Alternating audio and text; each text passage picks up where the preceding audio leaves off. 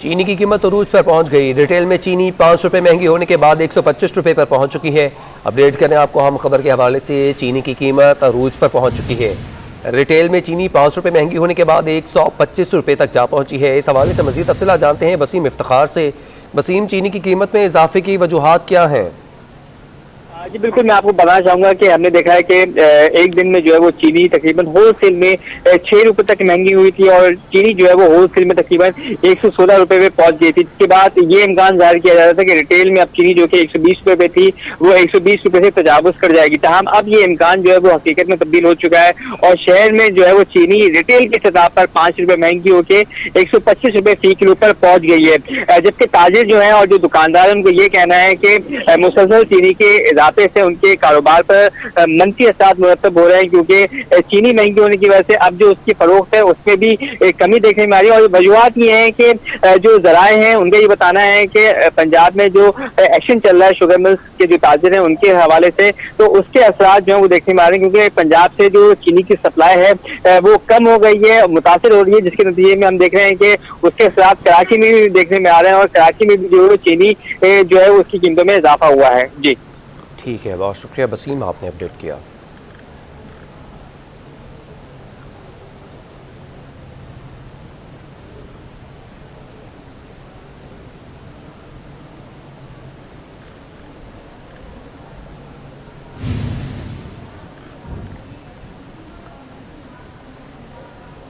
नस्ला tower के बाद तजौरी Heights की अब बारी आ चुकी है। सुप्रीम कोर्ट ने तजौरी हाइट्स के अराजी मुंतकली को भी गैर कानूनी करार दे दिया है। चीफ जस्टिस के रिमार्क्स देते हुए उनका कहना था कि ये बिल्डिंग भी फारिग हो चुकी है। कराची सर्कुलर रेलवे की अराजी पे तजावुजात से मुतालिक केस में तजौरी हाइट्स के वकला रज़ा रब्बानी, आबिद ज़ुबैरी और दीगर पेश हुए।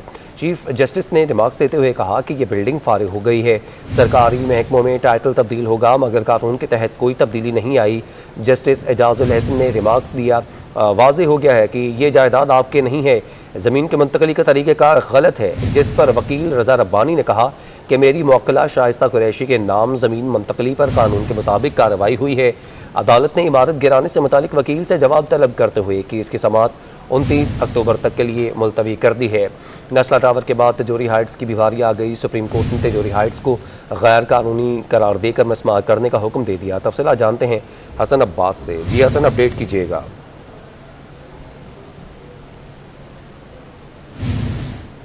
तिजोरी टावर को भी सुप्रीम कोर्ट ने गैर कानूनी करार दे दिया है और फौरी तौर पे गिराने का हुक्म दिया है। पाकिस्तान रेलवे ने जो है वो तिजोरी टावर के खिलाफ पिटीशन कोर्ट के अंदर दायर की थी और आज उसकी समाअत में सुप्रीम कोर्ट की जानिब से रिमार्क्स दिए गए कि ज़मीन की मुंतकली जो है वो गैर कानूनी तरीके से की गई है और फौरी तौर पे जो है ज़मीन को खाली कराया जाए। इसका जो सर्वे नंबर है उसमें भी जो है वो मुख्तलिफ बारीकियां हैं जो कि सामने आई हैं। उसके अलावा अगर हम बात करें तो गुलशन में वाक़या है ये तिजोरी टावर। उसके अलावा पाकिस्तान रेलवे की जानिब से जो है वो पिटीशन दायर की गई थी कि यहाँ पर KCR का स्टेशन मौजूद था जिसकी ज़मीन पर ये टावर बनाया जा रहा है। अब ये भी रिमार्क्स के अंदर कहा गया है कि या तो बिल्डर वो खुद इसको जो है वो मिसमार कर ले, खुद बिल्डिंग को गिरा ले जो स्ट्रक्चर मौजूद है, या फिर अदालत इस पर हुक्म दे मुताल्लिका इदारों को कि इस बिल्डिंग को गिराने का काम शुरू किया जाए। अब देखना ये है कि आया या तो जो बिल्डर है वो खुद ही इसको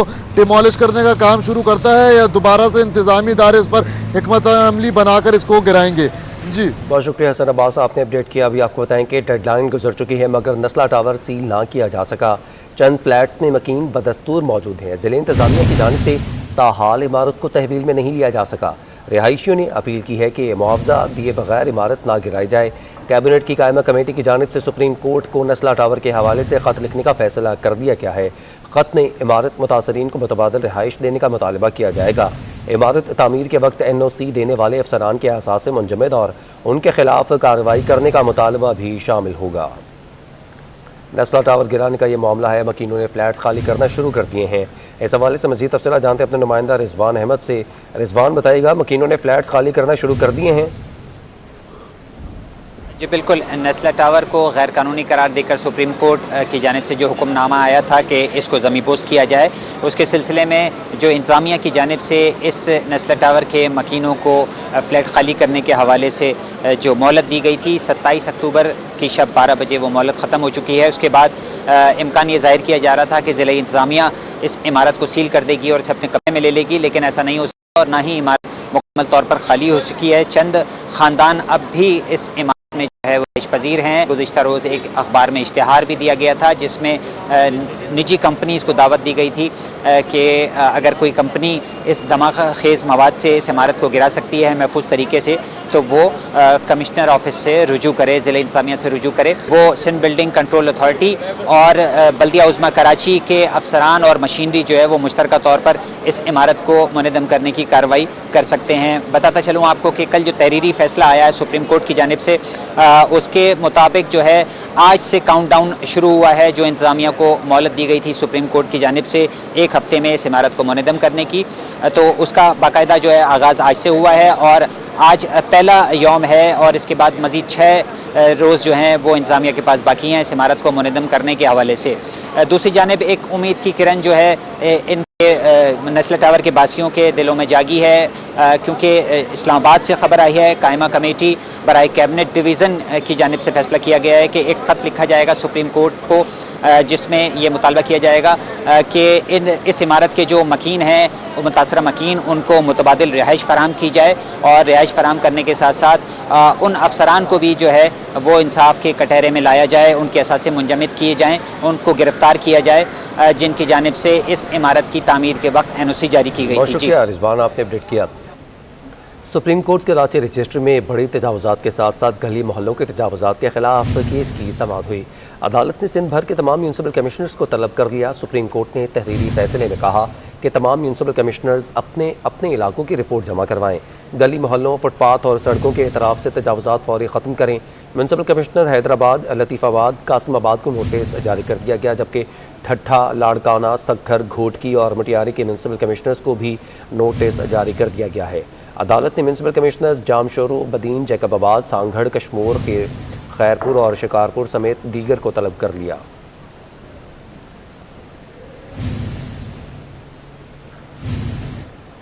तजावुज़ात के खिलाफ ताबड़तोड़ कार्रवाइयाँ जारी हैं। महमूदाबाद नाले के तरफ गैर कानूनी तामीरात के खिलाफ ऑपरेशन किया गया। तफसीलात जानते हैं ताबिश कफीली से।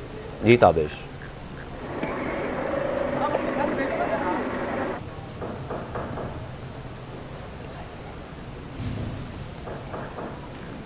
ताबिश, अगर आप हमें सुन पा रहे हैं तो बताइएगा क्या तफसीलात हैं। ताबड़तोड़ कार्रवाइयाँ जारी हैं।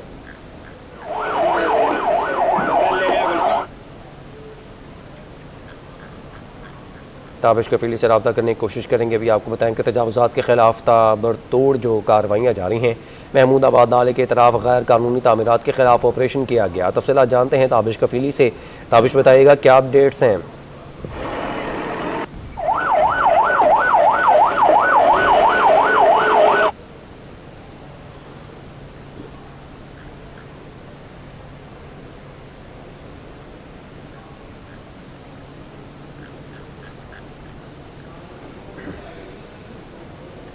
शहर में बढ़ती महंगाई को कंट्रोल करने के लिए प्राइस कंट्रोल कमेटियां फाल बनाई जाएं। अपोजिशन लीडर सिंध हलीम आदिल शेख ने चीफ सेक्रेटरी सिंध को ख़त लिख दिया है। हलीम आदिल शेख ने ख़त में लिखा कि सिंध हुकूमत की जानिब से 40 किलो गंदम की कीमत 1950 रुपये मुकर्रर की गई है। इसके मुताबिक आटे की कीमत 55 रुपये फ़ी किलो होनी चाहिए, मगर सिंध की आवाम 70 से 80 रुपये किलो में आटा फ़ी किलो ख़रीद रही है।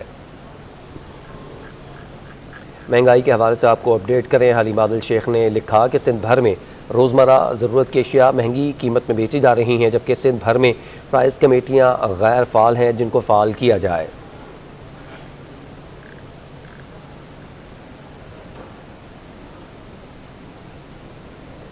सुप्रीम कोर्ट बार एसोसिएशन के इंतखाबात के लिए वोटिंग का अमल जारी है। मजमूई तौर पर 526 वकला अपने हक़ राय दही का इस्तेमाल करेंगे। सीनियर वकील असलम भट्टा ने एहसन भुवन को फेवरेट करार दे दिया है।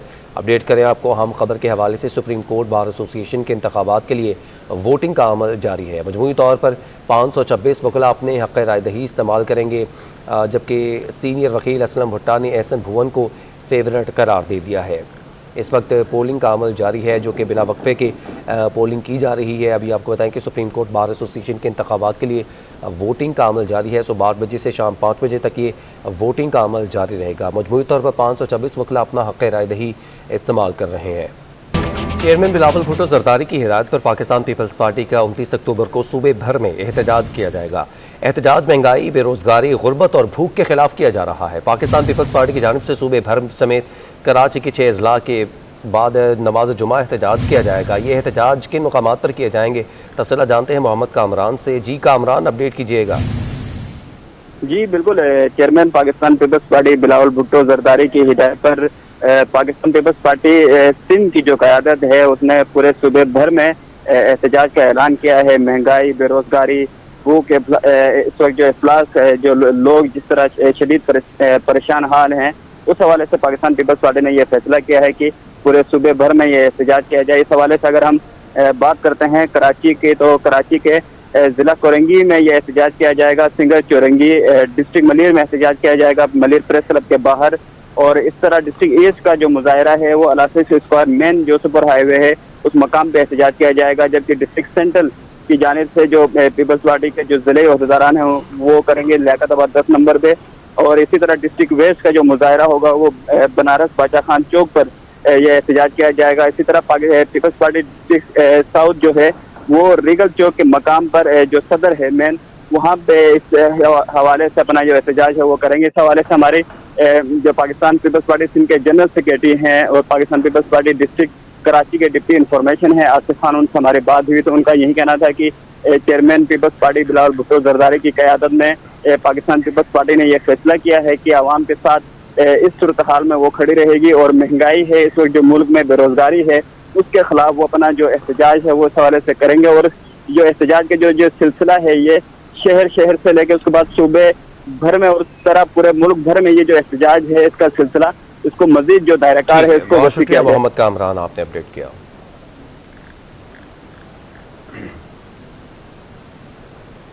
नौकरियों के हसूल के लिए नाबीना अफराद सड़कों पर आ चुके हैं और आज चौथे रोज़ भी एहतजाज कर रहे हैं। नाबीना अफराद का मुतालबा है कि मुख्तस करदा कोटे के तहत तो नौकरियां फराहम की जाएँ। अपडेट कर रहे हैं आपको कि नौकरी के हसूल के लिए नाबीना अफराद सड़कों पर आ चुके हैं और आज चौथे रोज़ भी एहतजाज कर रहे हैं। नाबीना अफराद का मुतालबा है कि मुख्तस करदा कोटे के तहत नौकरियां फराहम की जाएँ। तफसीला जानते हैं आदिया नाज से। जी आदिया, अपडेट कीजिएगा, क्या मुतालबात हैं इनके?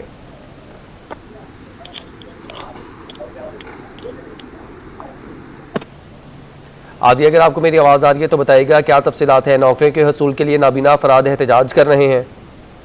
जी बिल्कुल, ये नाबीना अफराद हैं जो कि गुज़िश्ता 4 रोज से कराची प्रेस क्लब के बाहर मौजूद हैं और इनका ये मुतालबा है कि इनके मुख्तस करदा कोटे के मुताबिक जो है वो नौकरियां फराहम की जाएं। इनका ये भी कहना है कि अब अगर हम अपनी नौकरी का मुतालबा करते हैं तो हम पर तशद्दुद किया जाता है और मुतादिद बार हमसे जो है वो मुज़ाकरात किए गए लेकिन हमें नौकरियां नहीं दी गई। इसके अलावा इनका ये भी कहना है कि हम एजुकेटेड लोग हैं, हमारे पास डिप्लोमा की डिग्रियां हैं, लेकिन उसके बावजूद आज तक नौकरियों से महरूम हैं।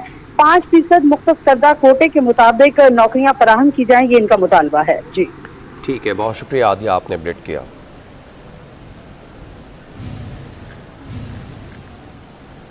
मुस्लिम लीग नून के रहनुमा शाहिद खाकान अब्बासी का कहना है कि नैब का नया ऑर्डिनेंस किसी भी समझ में नहीं आ रहा है। इस ऑर्डिनेंस को लाने का मकसद सिर्फ चेयरमैन नैब को सहूलत फराहम करना है। वकास खान की रिपोर्ट। में गैर कानूनी भर्तियों की समाअत के बाद मीडिया से गुफ्तगू में शाहिद खाकान अब्बासी ने कहा, इस हफ्ते मेरी 3 पेशियां हैं। नया नैब का कानून भी आ गया है, किसी को यह कानून समझ नहीं आया। ये ऑर्डिनेंस नैब के चेयरमैन की नौकरी में तोसी के लिए लाया गया है जो बदनीयती पर मबनी है। अब तो जज भी परेशान हैं कि क्या किया जाए। तो जज बनते हैं नैब के, उस मामले पर कब्जा किया जाए, यही हुकूमत का मकसद था। और ये सारा ऑर्डिनेंस बदनीयती पे मबनी है कि अब जज भी परेशान है कि कहाँ पर इन केसेस को भेजा जाए, क्योंकि ये केस अब नैब की जुरिसडिक्शन में नहीं है। साबिक वजीर आजम ने कहा कि तमाम चीजों को खुफिया रखने की कोशिश की जा रही है। 3 हफ्ते तक DGISI की तैनाती का मामला चलता रहा। ये मामला पब्लिक डोमेन में क्यों आया, कुछ समझ नहीं आया। अब देख लें, 3 हफ्ते DGISI की नॉमिनेशन का मामला चलता रहा, वो अब हल हुआ है। उसकी हर पहलू इस मामले का अखबारों में, टीवी प्रोग्रामों में और हुकूमत की तरफ से स्टेटमेंट्स में ये मामला लीक किया गया। ये क्यों किया गया इसकी समझ से बाहर है, क्योंकि इससे पहले कोई ऐसी बात नहीं है कि ये मामला पब्लिक डोमेन में आया हो। शाहिद खाकान अब्बासी ने मजीद कहा कि अवाम समझ गए हैं जब इलेक्शन चोरी होगा तो फिर मामलात मुश्किलात का शिकार होंगे। रेडी गोट में सुनामी इमरजेंसी अलार्म बज चुके हैं। समुद्री जल्जले से इलाके के लोगों को कैसे रेस्क्यू किया जा रहा है और वहाँ सूरत हाल क्या है, जानते हैं अपने नुमाइंदा रबिया खान से। रबिया खान, अपडेट कीजिएगा, क्या तफसीलात हैं, क्या रेस्क्यू अमल जारी है? आज बिल्कुल रेडी गोट में जो सुनामी इमरजेंसी अलार्म थे वो बजा दिए गए हैं। नेशनल सुनामी सेंटर की जानिब से रिहर्सल की गई, क्योंकि नेशनल सुनामी सेंटर के डायरेक्टर अमीर हैदर का कहना है कि मकरान में जो है वो एक बार फिर शदीद जल्जले का खदशा है और दुनिया में कई ममालिक जो है वो इस पर रिसर्च कर रहे हैं, जिसके बाद अगर मकरान में किसी किस्म का जल्जला आता है तो सुनामी से जो है वो कराची की साहिली पट्टी बहुत ज्यादा मुतासिर होगी। उनका मजीद ये कहना था कि यहाँ पर जो रेडी गोट का इलाका है वो चूंकि कोस्टल बेल्ट के ऊपर कायम है, वहाँ पे गोट जो मौजूद हैं वो सबसे ज्यादा मुतासिर हो सकते हैं, जिसके बाद जो है वो सुनामी सेंटर की जानिब से वहाँ पे इमरजेंसी अलार्म सिस्टम लगाया गया था, जिसके लिए आज जो है वो वहाँ पर रिहर्सल की गई और रिहर्सल के दौरान जो है वो अलार्म सेंटर में जब वो बजा तो उसके बाद जो है वो रेडी गोट का इलाका इमरजेंसी अलार्म से गूंज उठा और उसके बाद जो है वो तमाम तरह स्कूल के बच्चों को जो तैयार किया गया था कि जल्जले के बाद जो है वो किस तरीके से डेस्क के नीचे छुपेंगे, उन्हें वहाँ से रेस्क्यू किया गया और स्कूल से निकालने के बाद जो बच्चे इस दौरान जो है वो जख्मी हुए उन्हें एम्बुलेंसेज में लेकर जाया गया। ये तमाम तर रिहर्सल की गई थी और इस हवाले से जो है वो डायरेक्टर सुनामी सेंटर का यही कहना था कि ये रिहर्सल जरूरी है कि क्योंकि किसी भी वक्त जो है वो ये आफत, सुनामी की जो आफत है वो कराची में आ सकती है, तो इस हवाले से जो है वो लोगों को तैयारी कर लेनी चाहिए और तैयार रहने की जरूरत है, ताकि अगर इस तरीके की कोई सूरत हाल पैदा हो तो लोगों को पता हो कि उससे किस तरीके से खुद को महफूज रखना है। जी ठीक है, बहुत शुक्रिया रबिया खान, आपने अपडेट किया। सुप्रीम कोर्ट बार एसोसिएशन के इंतखाबात के लिए वोटिंग का अमल जारी है। इस हवाले से मज़ीद तफसीलात जानते हैं मुमताज़ जमाली से। जी मुमताज़, अपडेट कीजिएगा। जी, इस वक्त मैं मौजूद हूँ सिंध हाई कोर्ट कराची में। सुप्रीम कोर्ट बार एसोसिएशन के इंतखाबात का अमल इस वक्त भी जारी है, जहाँ पर बड़ी तादाद में वकला ने पहुँचकर अपने हक़ राहदही का इस्तेमाल किया। 526 वोटर में से यही अंदाज़ा इस वक्त लगाया जा रहा है कि 300 से ज़ायद वोटर ने यहाँ पर आकर अपना वोट कास्ट किया है। बड़ी तादाद में वकला मौजूद है। इस वक्त सीनियर वकील असलम भुट्टा हमारे साथ मौजूद है, उनसे जानने की कोशिश करेंगे। सर, क्या लगता है कौन सा उम्मीदवार जो है मुकद्दर का सिकंदर बनेगा 1 साल के लिए? बिस्मिल्लाहिर्रहमानिर्रहीम। देखें इंशाअल्लाह इस वक्त टफ मुकाबला है और एहसन भून साहब एक अच्छी पोजीशन में जा रहे हैं और मैं इस वक्त एहसन भून साहब और खावर इकराम भट्टी साहब की सपोर्ट में काम कर रहा हूँ। खावर इकराम भट्टी साहब नायब सदर पंजाब सीट से हैं सुप्रीम कोर्ट बार एसोसिएशन के लिए और एहसन भून साहब का पूरा पैनल इंशाअल्लाह बड़ी अच्छी और लीड से जा रहा है और उम्मीद है कि पूरे पाकिस्तान में विन करेगा आज। दूसरा जो हमारे प्लॉट्स का सुप्रीम कोर्ट बार एसोसिएशन के प्लॉट्स के इश्यूज हैं उनको, और इस वक्त आने वाला साल जो है बड़ा टफ साल है क्योंकि गवर्नमेंट महंगाई को कंट्रोल करने में फेल हो गई है, इंसाफ फराहम करने में, लॉ एंड ऑर्डर सिचुएशन में फेल हो गई है, तो उसमें सुप्रीम कोर्ट बार को अपना किरदार अदा करना है। तो बेंच एंड बार में पुल का किरदार अदा करने के लिए बहुत अहम साल आ रहा है, जिसके लिए एहसन भून साहब बेहतरीन और अच्छे कैंडिडेट भी हैं और इंशाल्लाह जीतने के बाद ये अहम किरदार अदा करेंगे। जी देखिए, इन्होंने अपना फेवरेट जो है एहसन भून साहब को करार दिया। साथ ही साथ इनका यही कहना है कि जो नई आने वाली बॉडी को मुख्तलिफ चैलेंजेस का सामना है। वकला के खिलाफ बहबूद के साथ साथ हुकूमत की जानिब से बढ़ती हुई महंगाई समेत दीगर ऐसे मामलात हैं जिनको फेस करना है और तमाम वकला बेंच और बार के मामलात को भी साथ लेकर चलना है। ठीक है, बहुत शुक्रिया मुमताज़, आपने अपडेट किया। अभी आपको बताएं कि सिंध सरकार ने 4 नवंबर को हिंदू बिरादरी के लिए आम तातील का ऐलान कर दिया है। दिवाली के त्यौहार पर हिंदू बिरादरी के मुलाजमीन को छुट्टी होगी। मज़ीद तफसीलात आज़ाद नेडियो से। जी आज़ाद, अपडेट कीजिएगा।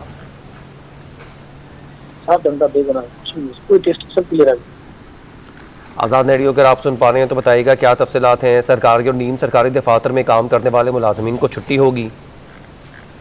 जी बिल्कुल, सिंध सरकार ने जो है हिंदू बिरादरी के मजहबी त्यौहार दिवाली के मौके पर सरकारी जो मुलाजमीन अक़लियती बिरादरी ताल्लुक रखने वाले हैं उनके लिए आम तहतील का ऐलान कर दिया है। इस हवाले से महकमा सर्विस जनरल एडमिनिस्ट्रेशन और कोऑर्डिनेशन ने नोटिफिकेशन जारी कर दिया है। नोटिफिकेशन के मुताबिक सरकारी व निम सरकारी इदारों बल्दियाती इदारों में काम करने वाले हिंदू बिरादरी से ताल्लुक रखने वाले जो मुलाजिमिन हैं उनको 4 नवंबर को जो है आम छुट्टी होगी और दफातर में उनकी हाजिरी नहीं लगाई जाएगी। इस हवाले से नोटिफिकेशन के मुताबिक सरकार ने पहली बार जो है हिंदू बिरादरी के मुलाजिमिन के लिए आम तहसील का ऐलान किया है।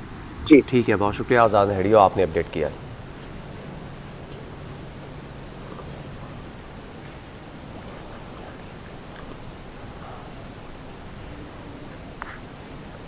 अंदरून मुल्क से आने वाली ट्रेन आज भी ताख़ीर से कराची आएंगी। सबसे ज़्यादा लेट अवाम एक्सप्रेस है जो कि 9 घंटे लेट है। महकमा रेलवे ट्रेन का शेड्यूल ठीक करने में नाकाम हो चुका है। अंदरून मुल्क से आने वाली ट्रेन आज भी ताख़ीर से आएंगी।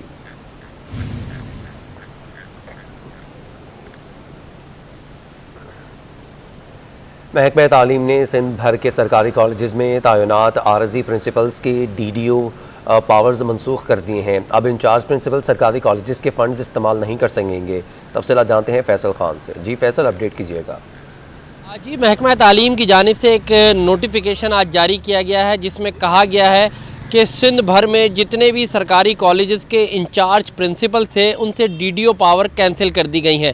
ये DDO पावर्स वो थी जिसमें के तहत सरकारी कॉलेजेस के जितने भी इंचार्ज प्रिंसिपल थे वो माली मामलात देखते थे, रोज़मर्रा की जो ज़रूरियात थी उसके लिए जो पैसे खर्च होते थे, जो अखराजात थे, उनके पास ये इख्तियार था कि उस DDO पावर के तहत उनको वो पूरा करते थे। जिसमें अगर कॉलेज में कोई डस्टर या दीगर जो है रोज़मर्रा की ज़रूरियात हैं उसके लिए वो अपने इन पावर्स का इस्तेमाल करते थे और उनके तहत अपने अखराजात पूरे करते थे। इसके साथ साथ कराची के बेशतर ऐसे सरकारी कॉलेजेस हैं, तकरीबन 125 कॉलेजेस में सरकारी कॉलेजेस में से 40 के करीब ऐसे सरकारी कॉलेजेस हैं जिस पे मुस्तकिल प्रिंसिपल ही तैनात नहीं है। तकरीबन जो है 40 कॉलेजेस में इंचार्ज प्रिंसिपल तैनात थे जिसकी DDO पावर कैंसिल करने के बाद वो तमाम कॉलेजेस में अब शदीद माली मुश्किलात का सामना होगा, क्योंकि सरकारी कॉलेजेस में कराची के ऐसे बेशतर कॉलेजेस हैं जिसमें स्वीपर नहीं है, माली नहीं है और ऐसे बहुत सारे कॉलेजेस हैं जिन्होंने कोऑपरेटिव टीचर्स रखे हैं जिनको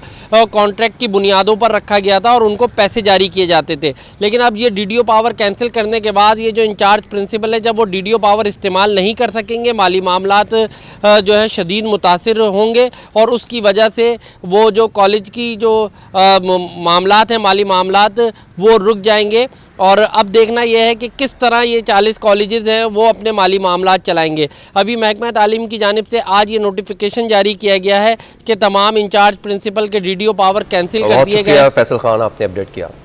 पाकिस्तान वुमेन्स टीम के खिलाड़ियों का कोरोना टेस्ट मुस्बत आ गया है। तीनों खिलाड़ी 10 दिन के लिए आइसोलेशन में रहेंगे। कराची में वुमेन्स टीम का वेस्ट इंडीज़ सीरीज़ के लिए एक कैंप लगा हुआ है जिसके दौरान अभी पाकिस्तान वुमेन क्रिकेट टीम के कैंप में शरीक 3 प्लेयर्स की कोरोना टेस्ट मुस्बत आ गए हैं। तीनों खिलाड़ियों को 10 रोज़ के लिए करंतना कर दिया गया है।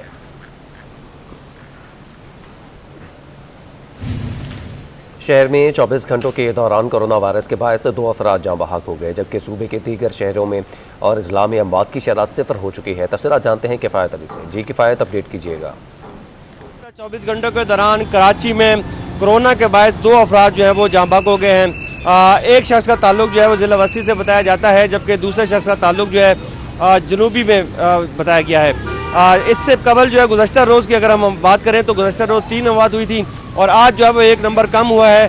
तो लिहाजा जो डेथ्स का रेशो है कभी 0 पे आ जाता है, कभी 2, 3, 4 इस तरह की अमवात हो रही हैं।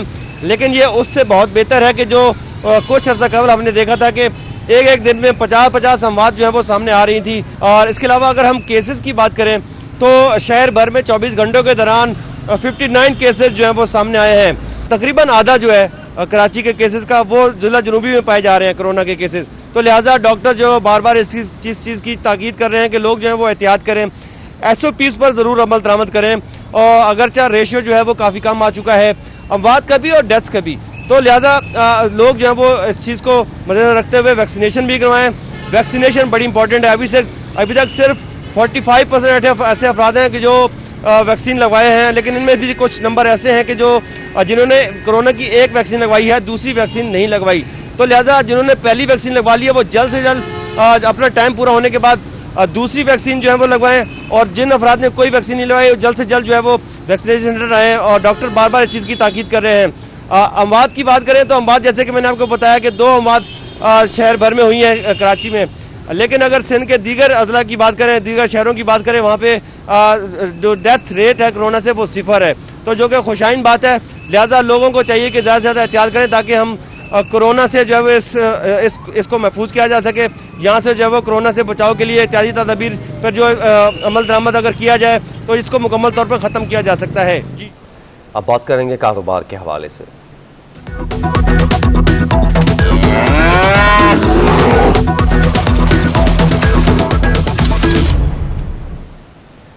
कराची इंटरबैंक में डॉलर 52 पैसे सस्ता हो गया। इंटरबैंक में डॉलर 172.78 रुपये से गिरकर 172.26 रुपये पर बंद हुआ। मज़ीद तफसीलात जानते हैं अशरफ खान से। अशरफ खान, अपडेट कीजिएगा। सऊदी पैकेज पाकिस्तान को मिलने के बाद रुपया तगड़ा और डॉलर कमजोर हो गया। आज भी इंटरबैंक में कारोबार के दौरान डॉलर जो 52 पैसे सस्ता हुआ। इंटरबैंक में डॉलर 172.78 से गिरकर 172.26 पे बंद हुआ है। और देखा जाए कारोबार के दौरान इंटरबैंक में डॉलर 171.50 की कम सतह तक देखा गया। और सऊदी पैकेज मिलने के बाद 2 रोज में इंटरबैंक में डॉलर 3 रुपये 1 पैसे सस्ता हो चुका है। बहुत शुक्रिया अशरफ खान, आपने अपडेट किया। सिविल एविएशन का कहना है कि पाकिस्तानी हवाई अड्डे और एयर स्पेस इस्तेमाल करने वाली फ़ज़ाई कंपनीज 15 नवंबर तक वाजिबात की अदायगी यकीनी बनाएं। वाजिबात की अदम अदायगी पर 30 नवंबर के बाद ऑपरेशन मनसूख किया जा सकता है। सिविल एविएशन अथॉरिटी का कहना है कि 30 सितंबर के बाद ऑपरेशन जारी रखने के लिए तमाम शेड्यूल एयरलाइंस वाजिबात की अदायगी 15 नवंबर तक कर लें।